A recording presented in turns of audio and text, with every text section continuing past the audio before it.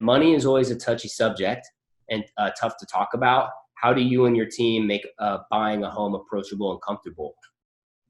So as professionals, we obviously have to go through licensing. I've been licensed for 17 years, and we have to do licensing every single year.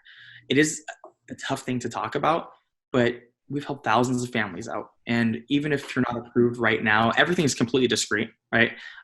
We don't share your information with anybody whatsoever. But if you're not approved right then and there, we're not like other banks where we turn people down. We create a roadmap almost and show them how to raise their credit score or talk to them about getting a cosigner. But as far as, talking to a professional, I mean, that's what we do on a daily basis. We consult people on how to get a mortgage, right? And we've seen it all types of incomes, all types of credits. So, it's not the easiest thing to talk about, but it's something that, you should talk about. Even if you need a little bit of help, we're there to kind of, be there for you guys and get you to where you need to be to purchase a home. That's something that Devin especially has always said to clients is like talking to a lender is basically like financial assistance, financial like literacy, basically.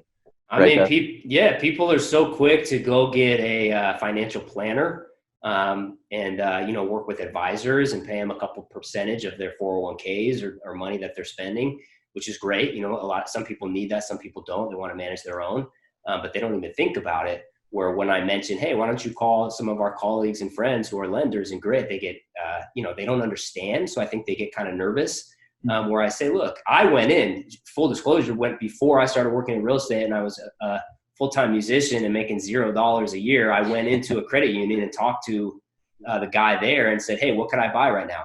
And, I could buy, a cardboard box in LA with what he told me, but it was great because he said, if you want to buy a condo, this is what you're going to have to make. This is what you're going to have to do to your debt payments and your credit score. And this is what you're going to have to start making per year. And it was free financial advice. And then I got the relationship with him, and he's now a lender that if somebody works with that credit union, sometimes we recommend people to use him as well. So that was great. Yeah.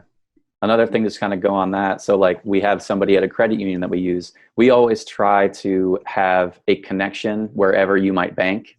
So we have people at US Bank, at Bank of America, at Wells Fargo, because I know for a lot of people, it's easier and more comfortable to immediately go to something that you already know. But like Darius, like you said earlier, we always recommend you talk to a couple different people and just kind of shop it around. So that's where we also will suggest somebody like Darius, who has a little bit more freedom, like you talked about earlier. Yeah, and some of these programs, which we'll get into, that help, some of these bigger banks will say, no, I have to put 20% down. And they say, oh, I don't have 20%. I can't buy this house. Where Darius will say, no, we can be creative here. There's ways we can get you into this house. Thanks so much for checking out the video, you guys. If you're looking to take the first step to buy a house, the number one thing you can do is develop a team that you trust. We have a network of incredible real estate agents all over the world. So shoot us a message and we can make that connection for you.